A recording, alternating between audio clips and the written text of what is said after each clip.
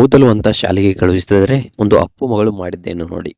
ಒಂದು ಧೃತಿ ಪುನೀತ್ ರಾಜ್ಕುಮಾರ್ ಅವರು ಮಾಡಿದ್ದನ್ನು ನೋಡಿ ಒಂದು ಅಶ್ವಿನಿ ಪುನೀತ್ ರಾಜ್ಕುಮಾರ್ ಅವರು ಕಣ್ಣೀರನ್ನು ಹಾಕಿದ್ದಾರೆ. ಸೊ ಅಷ್ಟಕ್ಕೂ ಏನು ಮಾಡಿದ್ರು ಒಂದು ಧೃತಿ ಪುನೀತ್ ರಾಜ್ಕುಮಾರ್ ಅವರು, ಯಾಕೆ ಒಂದು ಕಣ್ಣೀರನ್ನು ಹಾಕಿದ್ರು ಅಶ್ವಿನಿ ಪುನೀತ್ ರಾಜ್ಕುಮಾರ್ ಅವರು, ಏನಾಯಿತು? ಒಂದು ವಿದೇಶಕ್ಕೆ ಓದಲು ಅಂತ ಅಪ್ಪು ಅವರು ತಮ್ಮ ಮಗಳನ್ನ ಅಂದರೆ ಧೃತಿ ಅವರನ್ನ ಒಂದು ವಿದೇಶದಲ್ಲಿ ಉನ್ನತ ವ್ಯಾಸಂಗವನ್ನ ಮಾಡಬೇಕು, ನನ್ನ ಮಗಳು ಚೆನ್ನಾಗಿರ್ಬೇಕು ಅನ್ನೋ ಒಂದು ಆಸೆಯಿಂದ ಒಂದು ವಿದೇಶಕ್ಕೆ ಕಳಿಸಿದ್ರು. ಆದರೆ ಇಲ್ಲಿ ಅಪ್ಪು ಮಗಳು ಮಾಡಿದ್ದನ್ನು ನೋಡಿ ಒಂದು ಕಣ್ಣೀರನ್ನ ಹಾಕಿದ್ದಾರೆ ಒಂದು ಅಶ್ವಿನಿ ಪುನೀತ್ ರಾಜ್ಕುಮಾರ್ ಮತ್ತು ದೊಡ್ಡ ಮನೆ ಕುಟುಂಬ. ಸೊ ಅಷ್ಟಕ್ಕೂ ಏನು ಮಾಡಿದ್ರು, ಯಾಕೆ ಒಂದು ಕಣ್ಣೀರು ಹಾಕಿದ್ರು, ಇದೆಲ್ಲದರ ಬಗ್ಗೆ ಸಂಪೂರ್ಣವಾದ ಮಾಹಿತಿಯನ್ನ ಈ ಒಂದು ವಿಡಿಯೋದಲ್ಲಿ ನಿಮಗೆ ತಿಳಿಸ್ಕೊಡ್ತೀನಿ. ಅದಕ್ಕೂ ಮೊದಲು ನೀವು ನಮ್ಮ ಚಾನಲ್ಗೆ ಹೊಸಬ್ರಾಗಿದ್ದರೆ, ನೀವು ಇನ್ನೂ ನಮ್ಮ ಚಾನಲ್ಗೆ ಸಬ್ಸ್ಕ್ರೈಬ್ ಮಾಡಿಲ್ಲ ಅಂದರೆ ಈ ಕೂಡಲೇ ಸಬ್ಸ್ಕ್ರೈಬ್ ಮಾಡಿ. ಹಾಗೆ ಒಂದು ಪಕ್ಕದಲ್ಲಿರೋ ಬೆಲ್ಲೈಕನ್ನ ಪ್ರೆಸ್ ಮಾಡೋದ್ರ ಮೂಲಕ ನಮಗೆ ಸಪೋರ್ಟ್ ಮಾಡಿ. ಹಾಗಿದ್ರೆ ಟ್ರ್ಯಾಕ್ ಮಾಡೋದು ಬನ್ನಿ ಸ್ನೇಹಿತರೆ, ವಿಡಿಯೋನ ಸ್ಟಾರ್ಟ್ ಮಾಡೋಣ. ಇನ್ನು ಮೊಟ್ಟ ಮೊದಲನೇದಾಗಿ ಹೇಳಬೇಕಪ್ಪ ಅಂತಂದರೆ ಪುನೀತ್ ರಾಜ್ಕುಮಾರ್ ಅವರು ನಮ್ಮನ್ನೆಲ್ಲ ಆಗಲಿ ತುಂಬಾನೇ ಒಂದು ದಿನಗಳು ಕಳೆದು ಹೋದವು. ಸೊ ಇಂದಿಗೂ ಕೂಡ ಅವ್ರ ನೆನಪು ನಮ್ಮ ಮನದಲ್ಲಿ ಹಾಗೆ ಇದೆ. ಸೊ ಅವರೊಂದು ಮರಣವನ್ನು ಹೊಂದಿದ್ದಾರೆ ಅಂತಕ್ಕಂಥದ್ದು ಯಾರಿಗೂ ಕೂಡ ಊಹಿಸಿಕೊಳ್ಳೋಕೆ ಆಗ್ತಿಲ್ಲ.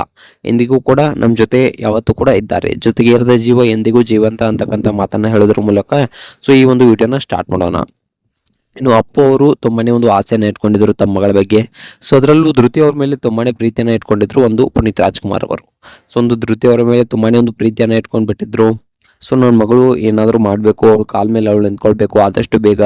ಸೊ ನಮ್ಮ ಯಾರದೇ ಒಂದು ಆಸರೆಯಲ್ಲಿ ಅವಳು ಬದುಕಬಾರ್ದು ಅನ್ನೋದು ಅಪ್ಪು ಅವರ ಆಸೆ ಆಗಿತ್ತು. ಯಾವುದಾದ್ರೂ ಒಂದು ಒಳ್ಳೆಯ ಬಿಸ್ನೆಸ್ಸನ್ನು ಸ್ಟಾರ್ಟ್ ಮಾಡಬೇಕು ಅನ್ನೋದು ಅಪ್ಪು ಅವರ ಆಸೆ ಆಗಿತ್ತು. ಸೊ ಅಪ್ಪು ಅವರು ಆ ಆಸೆಯಂತೆ ಬಿಸ್ನೆಸ್ಸನ್ನು ಸ್ಟಾರ್ಟ್ ಮಾಡಬೇಕು, ಏನಾದರೂ ಮಾಡಬೇಕು ಅನ್ನೋ ಒಂದು ಕಾರಣದಿಂದ ಒಂದು BBAನ ವಿದೇಶದಲ್ಲಿ ಓದಿಸುವಂಥ ಪ್ಲ್ಯಾನನ್ನು ಒಂದು ಅಪ್ಪು ಅವರು ಮಾಡಿದ್ರು. ಸೊ ವಿದೇಶದಲ್ಲೂ ಕೂಡ ಓದಿಸ್ತಾ ಇದ್ರು. ಒಂದು ಅಪ್ಪು ಅವರು ಮರಣ ಹೊಂದಿದಾಗಲೂ ಕೂಡ ಒಂದು ಧೃತಿ ಅವರು ವಿದೇಶದಲ್ಲೇ ಇದ್ರು. ವಿದೇಶದಿಂದ ಒಂದು ಫ್ಲೈಟ್ನ ಮುಖಾಂತರ ಒಂದು ಅಪ್ಪು ಅವರು ಮರಣ ಹೊಂದಿದಾಗ ಒಂದು ಧೃತಿ ಅವರು ಬಂದಿದ್ದರು. ಸೊ ಇದೆಲ್ಲ ನಮಗೆ ತಿಳಿದೇ ಇದೆ. ಇನ್ನು ಅಪ್ಪು ಅವರು ಕೂಡ ತುಂಬಾನೇ ಒಬ್ಬ ಒಳ್ಳೆಯ ವ್ಯಕ್ತಿ, ಸರಳ ಸಾಮಾನ್ಯ ವ್ಯಕ್ತಿ. ಸೊ ಅಷ್ಟೊಂದು ದಾನ ಧರ್ಮಗಳನ್ನು ಮಾಡಿದ್ದಾರೆ. ನಮ್ಮ ಕನ್ನಡ ಇಂಡಸ್ಟ್ರಿಯಲ್ಲಿ ಎಂದಿಗೂ ಕೂಡ ಅವರು ಅಜರಾಮರ ಅಂತಕ್ಕಂಥದ್ದನ್ನು ನಾವು ಇಲ್ಲಿ ಹೇಳ್ಬೋದು. ಸೊ ಯಾಕಪ್ಪ ಅಂತಂದರೆ ಇಷ್ಟೊಂದು ದಾನ ಧರ್ಮಗಳನ್ನು ಮಾಡಿ ಯಾರಿಗೂ ಹೇಳ್ಕೊಳ್ಳೇ ಇಲ್ಲ. ಸೊ ಇಷ್ಟೊಂದು ದಾನ ಧರ್ಮಗಳನ್ನು ಮಾಡಿದ್ರು ಕೂಡ ಯಾರಿಗೂ ಹೇಳ್ಕೊಂಡಿಲ್ಲ. ಅದು ಅಪ್ಪು ಅವರ ದೊಡ್ಡ ಗುಣ ಅಂತಕ್ಕಂಥದ್ದನ್ನು ನಾವು ಇಲ್ಲಿ ಹೇಳ್ಬೋದು. ಸೊ ಎಷ್ಟೇ ದಾನ ಧರ್ಮಗಳನ್ನು ಮಾಡಿದ್ರು ಕೂಡ ಒಬ್ಬ ಮನುಷ್ಯ ಹೇಳ್ಕೊಳ್ಳದೆ ಇರೋ ರೀತಿಯಲ್ಲಿದೆ ಅಲ್ಲ, ಇದು ತುಂಬ ರೇರ್. ಯಾಕಪ್ಪ ಅಂತಂದರೆ ನಾವು ಹಲವಾರು ಜನರನ್ನು ನೋಡಿದ್ದೇವೆ. ಸೊ ದಾನ ಮಾಡಿದ್ರು ಕೂಡ ಅದನ್ನು ಒಂದು ಸೋಷಿಯಲ್ ಮೀಡಿಯಾಗಳಲ್ಲಾಗಲಿ ಪಬ್ಲಿಕ್ನಲ್ಲಾಗಲಿ ಹಂಚ್ಕೊಳ್ತಾರೆ. ಆದರೆ ಒಂದು ಇಷ್ಟೆಲ್ಲ ದಾನ ಮಾಡಿದ್ರು ಕೂಡ ತಮ್ಮ ಮನೆಯವ್ರಿಗೆ ಗೊತ್ತಿಲ್ಲದೆ ಇರೋ ಥರ ಇಷ್ಟೊಂದು ದಾನಗಳನ್ನ ಮಾಡಿದ್ದಾರೆ. ಸೊ ಅಪ್ಪು ಅವರು ಗ್ರೇಟ್ ಅಂತಕ್ಕಂಥದ್ದನ್ನು ನಾವು ಇಲ್ಲಿ ಹೇಳ್ಬೋದು. ಸೊ ಯಾಕಪ್ಪ ಅಂತಂದರೆ ಅವರ ಮರಣ ಹೊಂದಿದ್ದಾಗ ಅವರ ಎಲ್ಲ ದಾನ ಧರ್ಮಗಳು ಮಾಡಿರೋದು, ಸೊ ಏನೇನು ಕೆಲಸ ಒಳ್ಳೆಯ ಕಾರ್ಯಗಳನ್ನ ಮಾಡಿದ್ದಾರೆ ಎಲ್ಲವೂ ಕೂಡ ಹೊರಬಿತ್ತು. ಸೊ ಅವಾಗ ಎಲ್ಲರೂ ಕೂಡ ಅಪ್ಪು ಅವರಿಗೆ ಒಂದು ಕಾಂಗ್ರಾಟ್ಸನ್ನು ತಿಳಿಸಿದ್ರು. ಸೊ ಅಪ್ಪು ಅವರ ಅಭಿಮಾನಿಗಳಾದರು. ಅಪ್ಪು ಅವರನ್ನು ಒಂದು ದ್ವೇಷಿಸೋರ್ಗಿಂತ ಪ್ರೀತಿಸೋರು ಜಾಸ್ತಿ ಆಗಿರೋದು ಅಲ್ಲಿಯೇ. ಸೊ ಯಾಕಪ್ಪ ಅಂತಂದ್ರೆ ದ್ವೇಷಿಸೋರು ಕೂಡ ಒಂದು ಪ್ರೀತಿಸೋಕೆ ಸ್ಟಾರ್ಟ್ ಮಾಡಿದ್ರು. ಸೊ ಅಲ್ಲಿವರೆಗೂ ಅಪ್ಪು ಅವರ ಅಭಿಮಾನಿಗಳು ಅಂದರೆ ಕೆಲವೊಂದಿಷ್ಟು ಜನ ಮಾತ್ರ ಇದ್ರು. ಆದರೆ ಆ ಒಂದು ಘಟನೆ ನಡೆದಾದ್ಮೇಲೆ ಅಪ್ಪು ಅವರ ಅಭಿಮಾನಿಗಳು ಜಾಸ್ತಿ ಆದರು ಅಂತಕ್ಕಂಥದ್ದನ್ನು ನಾವು ಇಲ್ಲಿ ಹೇಳ್ಬೋದು. ಸೊ ಇನ್ನು ನೋಡ್ಬೇಕಪ್ಪ ಅಂತಂದ್ರೆ ಅಪ್ಪು ಅವರು ತಮ್ಮ ಮಗಳು ವಿದೇಶದಲ್ಲಿ ಓದಬೇಕು ಅನ್ನೋದು ಅಪ್ಪು ಅವರ ಆಸೆ ಆಗಿತ್ತು.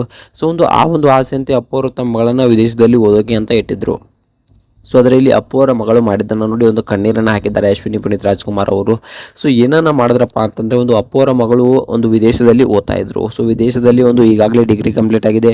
ಸೊ ಆದರೆ ಅಪ್ಪು ಅವರ ಮಗಳು ಏನು ಮಾಡಿದಾರಪ್ಪ ಅಂತಂದರೆ ನಾನು ವಿದೇಶದಲ್ಲಿ ಇಲ್ಲೇ ಸೆಟ್ಲ್ ಆಗ್ತೀನಿ ಅನ್ನೋ ಮಾತನ್ನು ಹೇಳಿದ್ದಾರೆ. ಇದನ್ನು ಕೇಳಿದ ಅಶ್ವಿನಿ ಪುನೀತ್ ರಾಜ್ಕುಮಾರ್ ಅವರು ಒಂದು ಕಣ್ಣೀರನ್ನು ಹಾಕಿದ್ದಾರೆ. ಸೊ ಒಂದು ದೊಡ್ಡ ಮನೆ ಕುಟುಂಬ ಕೂಡ ಕಣ್ಣೀರನ್ನು ಹಾಕಿದೆ. ಸೊ ಬೇಡ ನೀನು ಕರ್ನಾಟಕಕ್ಕೆ ಬಾ, ಇಲ್ಲೇ ಏನಾದರೂ ಮಾಡುವಂತೆ ಅನ್ನೋ ಮಾತನ್ನು ಕೂಡ ಒಂದು ಅಶ್ವಿನಿ ಪುನೀತ್ ರಾಜ್ಕುಮಾರ್ ಅವರು ಹೇಳಿದಾಗ, ಇಲ್ಲಮ್ಮ ನಾನು ಇಲ್ಲೇ ವಿದೇಶದಲ್ಲೇ ಸೆಟ್ಲ್ ಆಗ್ತೀನಿ, ಇಲ್ಲೇ ಏನಾದರೂ ಬಿಸ್ನೆಸ್ ಮಾಡ್ತೀನಿ ಅನ್ನೋ ಮಾತನ್ನ ಹೇಳಿದ್ದಾರಂತೆ. ಇದನ್ನ ಕೇಳಿದ ಎಲ್ಲರೂ ಕೂಡ ಕಣ್ಣೀರನ್ನು ಹಾಕಿದ್ದಾರೆ. ಸೊ ನೀನು ಕೂಡ ದೂರ ಇದ್ರೆ ಹೇಗೆ ಅನ್ನೋ ಮಾತನ್ನು ಕೂಡ ಒಂದು ಅಶ್ವಿನಿ ಪುನೀತ್ ರಾಜ್ಕುಮಾರ್ ಅವರು ಹೇಳ್ತಾರಂತೆ. ಸೊ ಈ ಒಂದು ಅಪ್ಪು ಅವರ ಮಗಳ ಒಂದು ಈ ನಿರ್ಧಾರದ ಬಗ್ಗೆ ನಿಮ್ಗೆ ಏನಿಸುತ್ತೆ, ಇದ್ರ ಬಗ್ಗೆ ಕಮೆಂಟ್ ಮಾಡಿ.